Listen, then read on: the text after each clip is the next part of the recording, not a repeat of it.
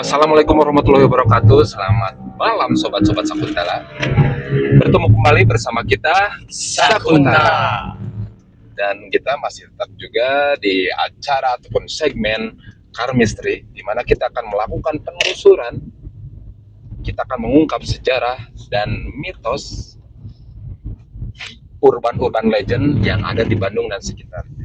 Dan untuk malam ini kita akan mencoba mendatangi tempat yang memang urban legendnya begitu kental dan terkenal, Kang. Ya. Kita akan ke Taman Maluku. Di mana Taman Maluku itu ada patung yang ikonik. Patung Pastur apa sih namanya? Hendrikus Christian Verbach. Kalau disingkat ya HC Verbach. Oke, mungkin ya saya akan jelaskan sedikit sejarah tentang patung yang ikonik itu ya. Untuk asal usulnya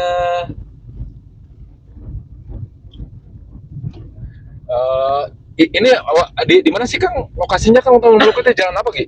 Dekat ini sih, dekat Gor Saparua. Gor Saparua ya.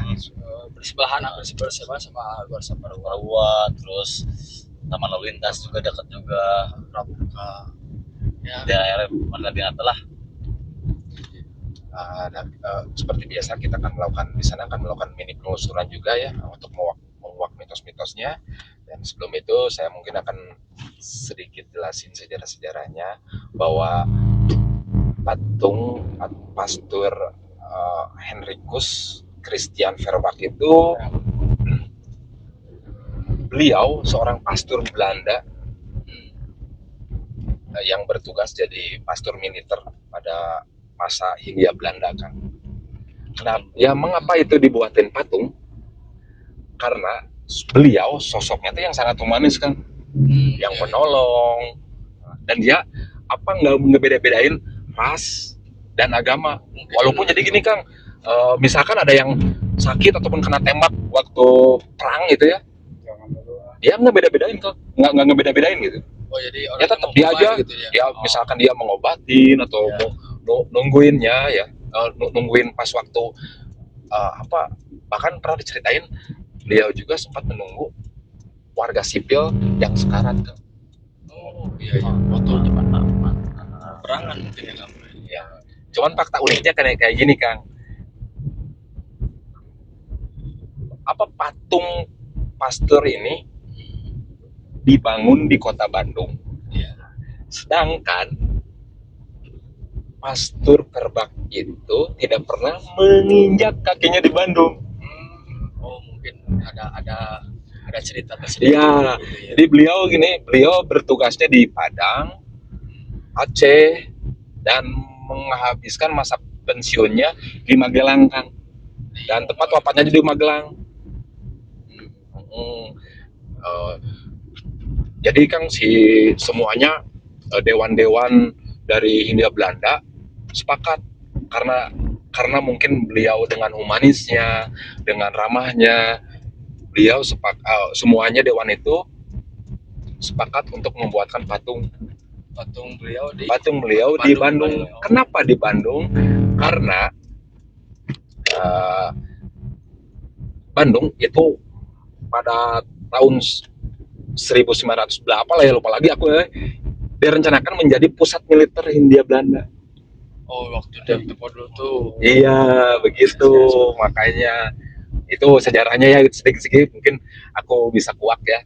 Kalau mungkin dari mitosnya itu banyak sih yang ceritanya kan. Mungkin Akang juga lebih tahu, ataupun Kang Kiki, Kang Regi juga mungkin tahu. Ya, kalau yang menurut urban legend atau mitosnya tentang pastor ini, beliau tuh suka kalau tengah malam kan bro, sering pernah ada yang melihat patung itu tuh keluar dari podiumnya dan mengelilingi di Taman Maluku. Tapi jalan ya, Iya. Oh iya iya. Mungkin jamnya nggak tentu gitu, jam berapa.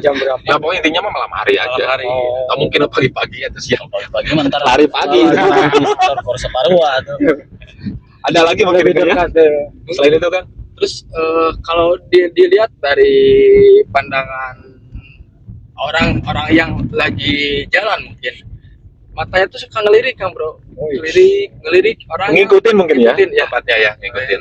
Gitu. Terus kata ya Dari mulut ke mulut mungkin ya. juga terdapat cerita tersendiri mungkin dari si patung ini.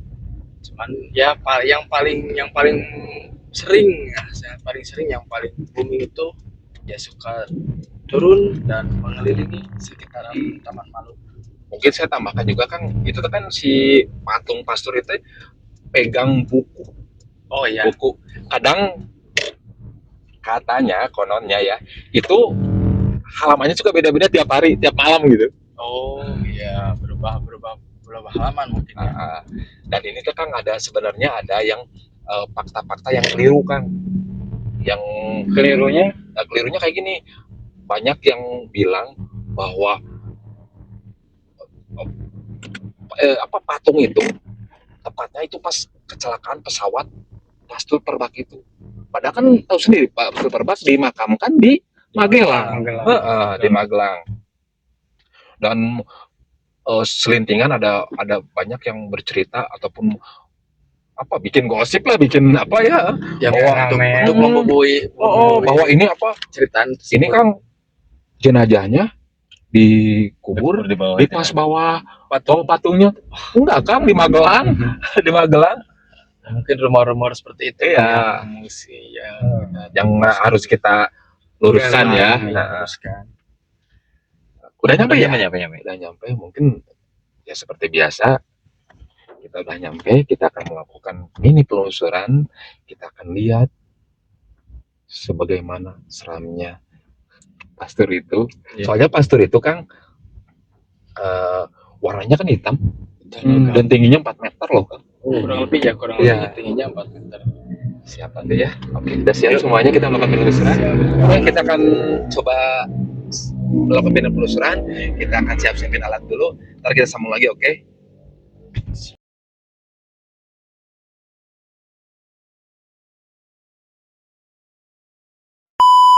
Oke, kita lanjut mini penelusuran. Dan sekarang saya berada tepatnya ada di bawah patung yang ikonik, patung Pastor Henricus Christian Perbak. Di mana patung ini didirikan pada tanggal 27 Januari 1922. Mungkin sekarang video ini akan dibuat 2025, sekitar 103 tahunan lah. Dan patung ini berukuran kurang lebih 4 meter, dan lihat warnanya juga hitam legam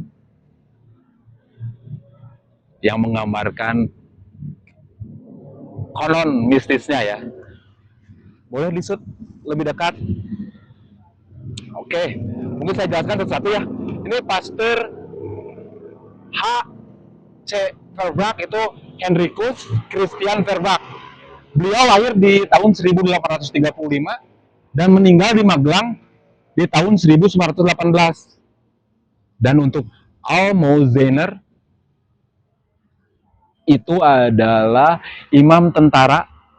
Beliau bertugas jadi imam tentara pada tahun 1874 sampai 1881. Beliau adalah misionaris Katolik Belanda. Beliau menjabat sebagai Almozener ataupun imam tentara. Dan beliau bertugas juga di Aceh di tahun 1874 sampai 1907. Jadi ini emang patung ikonik ini bisa dibilang patung sejarah yang berada di kota Bandung, dan urban legendnya, mitosnya katanya patung ini sudah suka turun dan mengelilingi Taman Maluku, terus matanya suka ngelirik. Saya akan coba lihat matanya ngelirik atau enggak. Dan sekarang lihat, saya berada di jam 2 lebih 54 ke jam 3. Dan suasana kota Bandung juga nggak terlalu ramai sih untuk malam ini. Deketin aja kan bro, coba. Deketin ya. Bismillah. Cuman Kang, ini beda server Kang. Ini patungnya coba bisa dilihat. Ya, pada kesimpulannya kayak gini Kang, bahwa patung ini dibuat ataupun didirikannya ini bukan simbol dari mistisnya. Ini simbol pengabdian dan simbol ya intinya simbol pengabdian. Jadi didirikan patung ini karena beliau pastor ini dia humanis, penolong, dan ramah gitu. Jadi kalau untuk nilai mistisnya banyak yang cerita di luar sana. Kalau menurut aku pribadi nggak terlalu seram atau nggak tahu apa-apa ya. Walaupun sekarang saya datang ke sini nggak terlalu sepi juga ya. Jadi intinya gini aja Kang. Mungkin untuk mini penelusuran di patung pastor yang ikonik di kota Bandung, aku tutup sampai sekian. Kalau kalian ada ide ataupun usul untuk kita datangi tempat-tempat urban legend yang bisa kita kuak sejarah dan mitosnya, bisa komen di bawah. Dan jangan lupa support juga channel kita dengan cara subscribe, like, komen, dan share ke semua orang yang kenal. Dan satu lagi, ini moto ataupun yang harus digaris bawahi buat kalian, jangan pernah takut nonton video ini sendirian.